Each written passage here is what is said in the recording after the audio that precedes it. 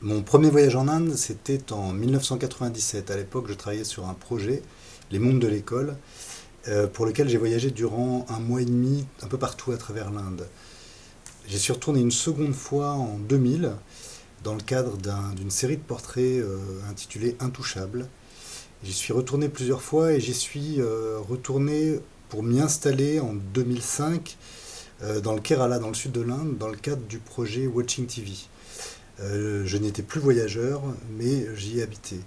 Et c'est ce que j'ai recommencé en 2009, quand je me suis installé encore plus longuement pour quelques années à Delhi, où j'ai réalisé le projet The Others. The Others a sûrement marqué pour moi un tournant, si ce n'est une rupture par rapport à ce que je faisais avant. Quand je travaillais sur les mondes de l'école dans les années 90, j'étais dans une photographie très classique, noir et blanc, 24-36, un peu à la Magnum. J'ai petit à petit pris du décalage quand j'ai fait plus tard Watching TV. J'ai pris de la distance, j'ai changé de format, je suis passé à la couleur. Et j'avais un regard beaucoup plus décalé sur le sujet photographié.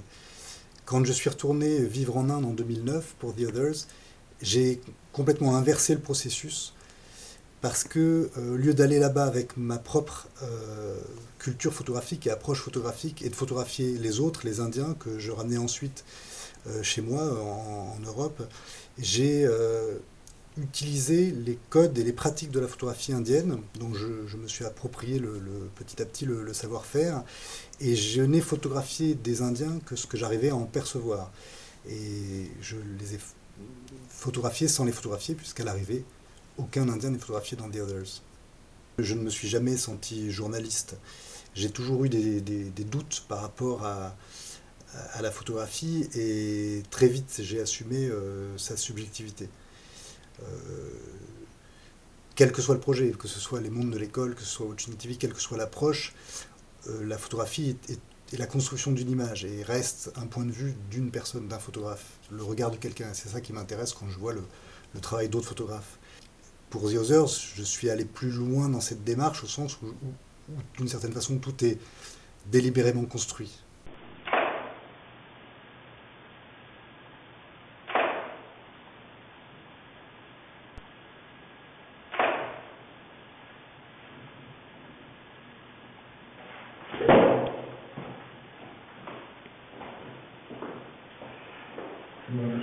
Soy stomach, stomach. When the soy stomach, I think something is there. No? We can try. L'Inde est un pays compartimenté par définition et extrêmement complexe, a fortiori quand on est un étranger et qu'on n'en connaît pas les codes. Pour moi, la gageure, c'était au quotidien d'arriver à observer les gens et à repérer sur eux les signes distinctifs qui allaient déterminer leur région d'origine, leur métier, leur religion, leur caste s'ils étaient hindous. Tous ces petits détails dans les vêtements, dans la coiffure, dans les accessoires qu'ils pouvaient avoir et qui allaient définir qui ils étaient. Ensuite, je faisais les marchés, j'allais dans les magasins et j'achetais les vêtements qui correspondaient aux personnages que j'avais pu voir auparavant, en essayant d'être évidemment au plus proche de ce que j'avais pu percevoir d'eux et ce que j'avais repéré quand je les avais vus réellement. Le studio de quartier s'est imposé pour moi de façon évidente parce que c'est le lieu même de la représentation, c'est là où les gens vont pour se construire une sorte d'identité idéale. Donc pour moi, il y avait deux choses à faire encore. D'une part, à voir le décor de cette espèce de théâtre, donc le studio. J'ai donc parcouru différentes villes indiennes et j'ai photographié des studios vides parce que je ne pouvais pas évidemment faire mes propres photos dans ces studios qui étaient occupés et qui étaient en permanence en activité. Mais j'avais le temps en quelques minutes de les photographier vides et j'ai ensuite utilisé ces fonds pour construire mes photographies. Parallèlement, j'ai profité d'aller dans tous ces studios de photos pour récupérer des tirages de différentes époques qui pouvaient rester dans les studios et dont les photographes n'avaient plus besoin. Et ces photos m'ont permis de voir comment les gens jouaient leur propre rôle et quelles étaient les attitudes récurrentes et les attitudes que chacun pouvait avoir face à l'appareil photo et qui m'ont permis ensuite, moi, de jouer ce même type d'attitude crédible pour mes propres photographies. Toujours dans l'idée de montrer la meilleure image de soi-même, il y a dans les studios photos, généralement, accroché sur le mur, sur un clou, une veste, une chemise ou une cravate disponible pour le client qui vient se faire photographier. On arrive, on enfile le temps de la photo et on la remet sur le cou en partant. Depuis l'arrivée du digital, les possibilités de construction fantasmée de l'image de soi ont été complètement démultipliées. On peut aujourd'hui à peu près faire tout et n'importe quoi. On peut décider du fond qu'il va y avoir derrière. Il y a des fonds aujourd'hui qui sont créés virtuellement, qui sont créés sur l'ordinateur, que le client choisit ensuite. On peut être devant le Taj Mahal, on peut être dans un faux studio, on peut être où on veut. Les images sont aussi récupérées sur Internet. On peut aussi, contrairement à autrefois où il fallait, pour être bien habillé, enfiler, comme je disais tout à l'heure, une veste qui était accrochée sur le studio, on peut se choisir des corps sans tête, qui sont en réalité des corps d'autres personnes photographiées, généralement bien habillées, que auquel le photographe a enlevé la tête et sur lequel le client va pouvoir déposer son propre visage.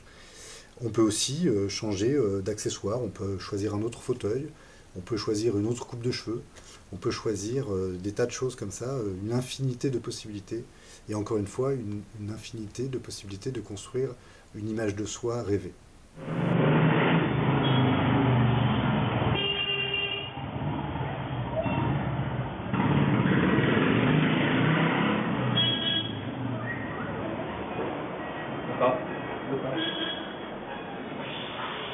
Ce qui m'intéresse encore une fois, c'est la construction d'une image.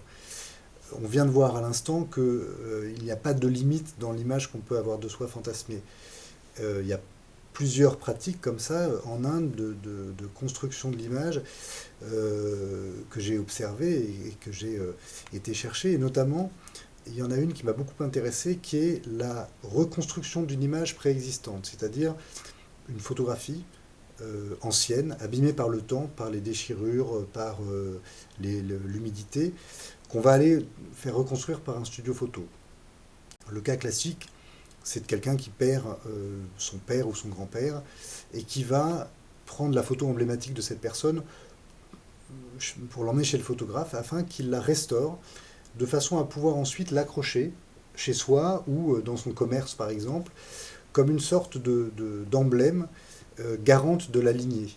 Peu importe qu'on reconnaisse réellement la personne, peu importe la réalité du visage de cette personne, ce qui est important, c'est ce qu'elle représente, et ce qu'elle représente pour la personne qui a commandité cette photo.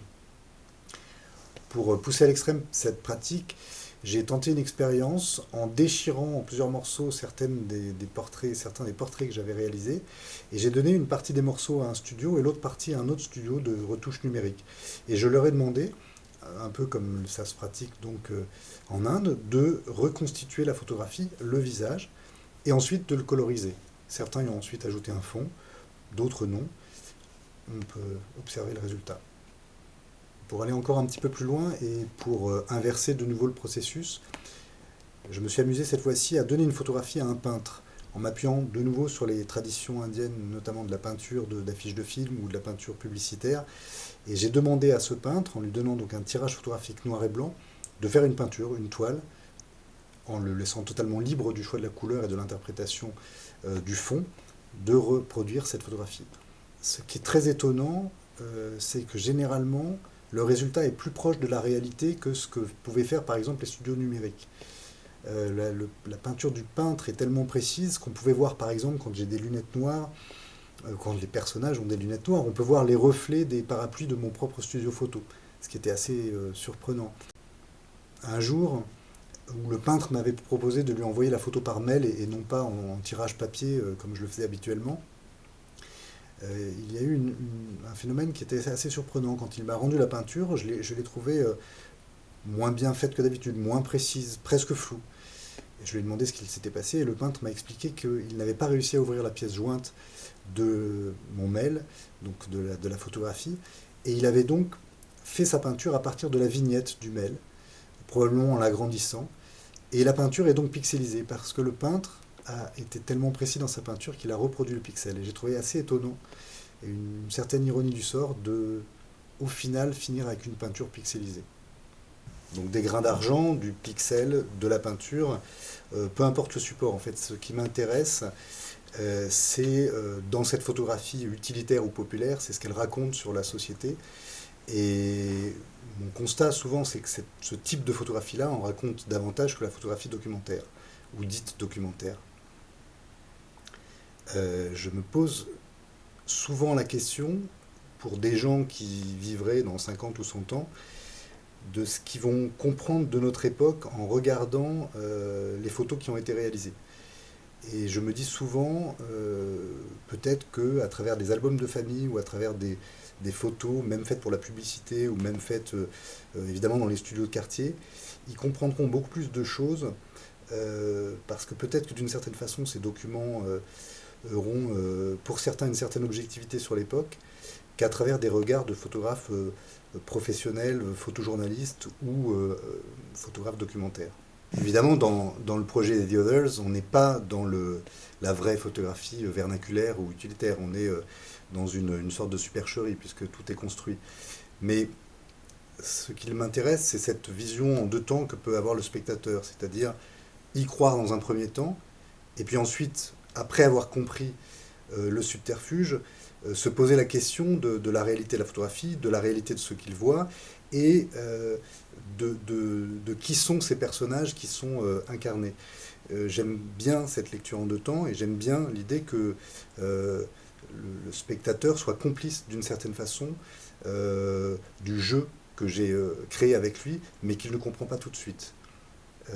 Évidemment, je n'ai aucune prétention d'avoir fait un travail exhaustif sur l'Inde, d'avoir représenté toutes les catégories de personnes qui existent là-bas. C'était d'une part impossible et je n'avais pas envie non plus de faire comme on faisait à l'époque coloniale au XIXe siècle, une sorte de répertoire des types de personnes qui existent en Inde. C'était pas du tout mon but, bien évidemment. Par rapport à la société indienne, qui est très compartimentée, comme on l'a déjà dit, la notion de l'autre est très importante, parce qu'on n'existe que parce qu'on se définit en opposition à l'autre. Sans l'autre, on n'existe pas. Sans l'autre, la catégorie à laquelle on appartient n'a pas de sens, n'a pas de hiérarchie, ne peut pas être placée sur une échelle. La société indienne, mais comme pas mal d'autres sociétés, repose sur cette idée qu'on est quelque chose et pas autre chose. Si l'on est, au sens naître, intouchable, on ne naît pas brahmane. Si on est hindou, on ne naît pas musulman. C'est tout le principe et la construction de la société indienne qui est comme ça, avec tous les signes révélateurs de ce que chacun peut être. Si l'on est celui-ci, on n'est pas celui-là. Je crois qu'encore une fois, on est toujours dans l'idée de la représentation et de l'image. Et je ne sais pas à l'arrivée de ce projet si nous sommes dans des images justes, mais ce dont je suis sûr, pour paraphraser Jean-Luc Godard, c'est que nous sommes juste des images.